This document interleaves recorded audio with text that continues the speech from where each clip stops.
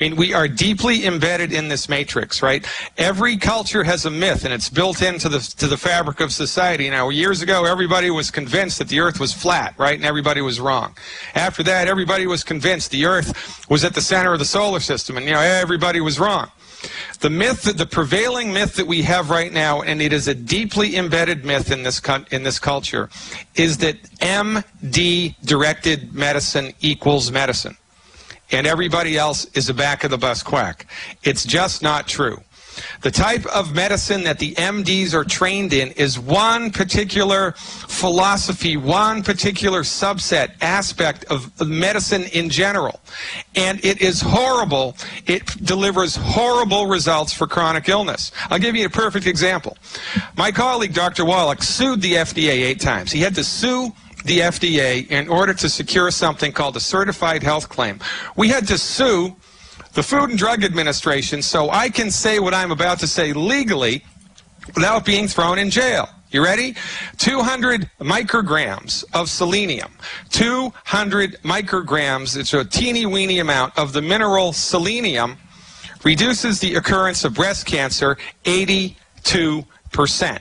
Reduces the occurrence of breast cancer by 82%. It reduces the occurrence of colon cancer, it reduces the occurrence of lung cancer, and it reduces the occurrence of colorectal cancer as well. Selenium, a simple mineral supplement, 82%. Why aren't the Susan G. Komen women marching for that? Because they don't know it. Why don't they know it? Because medicine in the United States is completely controlled by the MDs. The MDs are completely controlled by the pharmaceutical company, and nobody knows that there do, in fact, exist science-based, clinically verified alternatives for type 2 diabetes, high blood pressure, osteoporosis. Old man Rockefeller had he kept a personal physician, a homeopath, as his personal physician, which is quite ironic when you think about it. Yeah, so, really, listen, Alex. The only reason that my profession, you think we have a free medical market here in the United States? Think again. Here's the deal.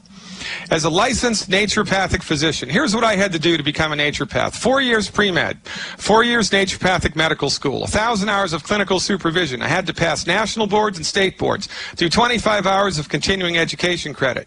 In Seattle, Washington, as a licensed naturopathic physician, I can deliver babies, prescribe drugs, order any diagnostic test I want, work in hospitals, legally refer to myself as a physician, and it's all paid for by insurance. If I was to do exactly the same thing in Chicago that I did in Seattle, I'd be thrown in jail for a year and fined $5,000 for practicing medicine without a license, and that's just not right. We do not have a free medical market in the United States. It has been completely monopolized by the MDs for the last 100 years. And you're right that the MDs are really excellent at trauma care and some type of infections. If you have a bullet in your leg, you get your leg blown off in Iraq, you have a nasty pneumonia that botanical medicine couldn't fix, you break your leg skiing, you get somebody T-bones you at the intersection, they are good at that, but that is the only thing that allopathic medicine is good at. The reason that we have a healthcare crisis in this country, the reason that bankruptcy, the leading cause of bankruptcy is medical bills, the reason that our health is getting worse and worse and chronic disease is getting more and more is because MD-directed, allopathic, reductionistic, pharmaceutical medicine for chronic disease does not work. It doesn't work. And Dr. Wallach and I are the only ones standing up on this hill and saying it. Look, you wouldn't take a Chihuahua duck hunting, right? You need a Labrador retriever for that. You wouldn't take a Chihuahua to find a lost kid in the wilderness. You need a bloodhound for that. Well, taking your body to an MD, bless their hearts, for a chronic illness is a fool's errand. Oh, welcome to my world. My people are destroyed for lack of knowledge, and it is absolutely positively true. MD in the United States stands for medical deity. I swear to God, an MD could put a white coat on, strap a stethoscope around his neck, tell someone to jump off the roof of the hospital, and they'd do it. This is how far down the rabbit hole we have gone in our unquestioning genuflection at the altar of MD-directed medicine. We need to snap out of it. We need to stop it, because there exist right now, today, science-based, clinically verified alternatives to drugs and surgery for all chronic health conditions. in the early 1900s, certainly the 1800s, in the early 1900s, the playing field of medicine was very different than it is now. You know, back in the day, you had the homeopaths, you had the chiropractors, you had the naturopaths, you had the osteopaths, you had the herbalists, and you had the MDs. And by the way, MDs do not practice medicine. MDs practice a particular type of medicine called allopathic medicine, right? I'm a naturopath. I practice naturopathic medicine. There's homeopathic medicine, osteopathic medicine, chiropractic medicine. Well, guess what? The MDs practice allopathic medicine. I'll tell you what that is in a second. But in the early 1900s, the playing field in medicine was relatively level here, and nobody had the upper hand. There were turf wars, kind of like, you know, in the movie Gangs of New York, right? It wasn't the prettiest of all things, but, you know, nobody had the upper hand until 1910, when the Rockefeller Foundation and the Carnegies, it was actually the Carnegies that supported this. It was something called the Flexner Report. The Carnegies hired this guy named Abraham Flexner. He went all around the United States. Now, remember, this was before the interstate highway system, right? It took Flexner 5 years, before the internet. It took him 5 years. He went all around the country on horseback and stagecoach and train. And he did an inventory of all of the medical schools and all of the hospitals in the U.S. that practiced MD-directed allopathic pharmaceutical medicine. Brought the list back to the Carnegies, which is famously referred to historically as the Flexner Report. And the Carnegies and then the Rockefellers proceeded to give millions of dollars of free money to the medical schools and the hospitals that prescribed drugs. Why? Because the Carnegies and the Rockefellers were deeply in bed with pharmaceutical companies. So guess what? If you're starting a business and I'm starting a business and you get $1 million of free money and I don't, well, guess who's going to have the bigger business? You will. This is why the MDs are in the driver's seat of medicine now. It is not because their therapeutics are more effective. It is not because their therapeutics are more scientific. And it certainly isn't because their therapeutics are safer. It's because of financial coalitions that were built at the turn of the century between the pharmaceutical industry and medicine. And everybody has forgotten about it. We look out of our windows today and we see, son of a gun, the only medicine that they make TV shows and movies about is MD-directed medicine.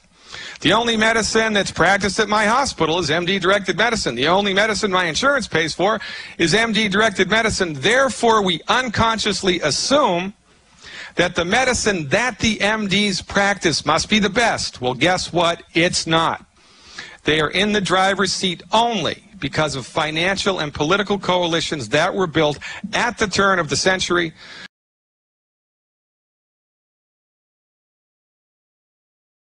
We can say that essential fatty acids virtually eliminate the risk of stroke. This is omega-3, omega-6, and 9. The only reason that you get a stroke is because your blood starts clotting funny. The only reason your blood starts clotting funny is not because you have a bad gene, not because you have a voodoo curse, and certainly not because you have a coumadin deficiency.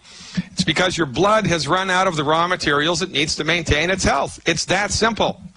And we can say that 200 micrograms of selenium supplementation reduces the occurrence of breast cancer, prostate cancer, breast cancer 82%, prostate cancer 69%, colon cancer 64%, and lung cancer 39%. And that was published in the Journal of the American Medical Association in 1998.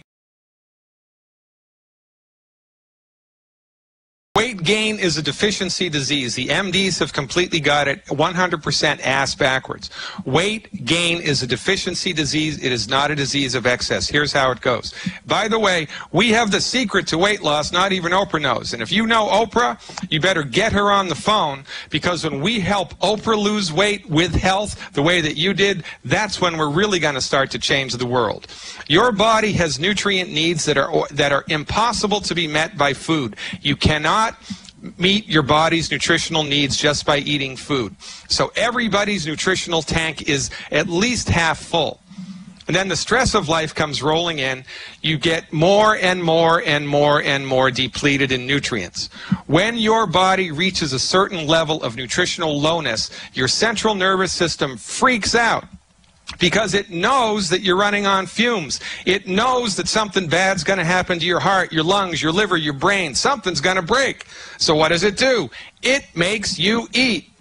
The only reason people gain weight is because they eat too many calories, right? Nobody in Auschwitz was overweight. I don't care what their genes were. I don't care what their pre-existing medical condition was. If you do not eat, you lose weight. The only thing that makes us gain weight is we eat too many calories. The only thing that makes us eat too many calories is our bodies are nutritionally starved. But you go to your MD, he tells you your stomach's too big, got to cut it out, got to put a band around it. Oh, you're depressed. Oh, you're lazy. Oh, it's genetic. Guess what? Wrong, wrong, wrong, and wrong. The only reason people gain weight is they eat too many calories. The only reason you eat too many calories is because you're nutritionally starved. When you give your body the nutrients it needs, you fill that tank up, guess what? You're nutritionally satisfied. So you go to Olive Garden, there's 3,000 calories on the plate, you eat 500, take the rest home in a doggy bag because you're satisfied. And the weight starts falling off without problems. The best kept secret in the United States right now. No kidding. Your MD is only trained in pharmaceutical and surgical medicine. That's all they're trained in. They have no training, no respect, no appreciation, and no experience with anything other than drugs. And see, the problem with medicine in the United States is that the medical training, the training of an MD is a meat grinder. So when you come out of medical school as an MD, you actually believe that if you weren't taught it in medical school, it's just not valid. These MDs, bless their hearts, are like colorblind art critics. All they know is drugs and surgery all the time. Well, MD-directed medical treatments are the leading cause of death in the United States. I mean, the numbers are in. Numbers don't lie. The third leading cause of death is cancer, 550,000 people a year. Second, heart disease, 700,000. The leading cause of death in the United States is treatments delivered by MDs, 780,000 people a year. You know, I want to read you a quote real quick here. This was from Benjamin Rush, one of the signers of the Declaration of Independence 200 years ago. Unless we put medical freedom into the Constitution, the time will come when medicine will organize itself into a dictatorship to restrict the art of healing to one class of men and deny equal privileges to others will constitute the Bastille of medical science, and that is exactly what we have in the United States. It is an out-of-control medical monopoly. You can't fix stupid. And, you know, trying to convince an MD who's fresh out of medical school that there is another alternative or that one aspect of their therapeutics are wrong and not working, it's a fool's errand. It's never going to work. It's like trying to convince a slave owner that slaves are people and not animals. It's not going to work. I would just move on. Don't worry about it. Go tell her to pound sand. That's what I would do. And they're also pushing us to have mandatory health insurance, right? Are you kidding me? So they're going to make us, it's going to be a law to make us buy insurance to gain access to a system of medicine that doesn't work. You've got to be kidding me. What about how they're forcing chemotherapy on people now? I mean, it's a total Don't even tyranny. get me started. Chemotherapy I'm going to pull up the reference. I think it was 1994, the Journal of Clinical Oncology. Here were the results. 97% of the time, chemotherapy does not work. It doesn't work. That was published in the Journal of Clinical Oncology. Now, can somebody please tell me why chemotherapy clinics are popping up like dandelions? Look at the numbers. I mean, if it looks like a duck, sounds like a duck, flies like a duck, it's probably a duck. But it doesn't matter. I was looking at statistics where many pediatric cancers are up 10,000% from 1950. I mean, this is incredible. Well, while MDs have been driving the bus, Alzheimer's has risen from obscurity to the 6th leading cause of death. Now 1 out of 88 kids are autistic. 30%, there's been a 30% increase in childhood obesity. Blood pressure's through the roof. Type 2 diabetes is going through the roof. Our life expectancy is going down, all because we go to MDs. Stop it. Get educated about medical nutrition, folks. You do not know what you're missing.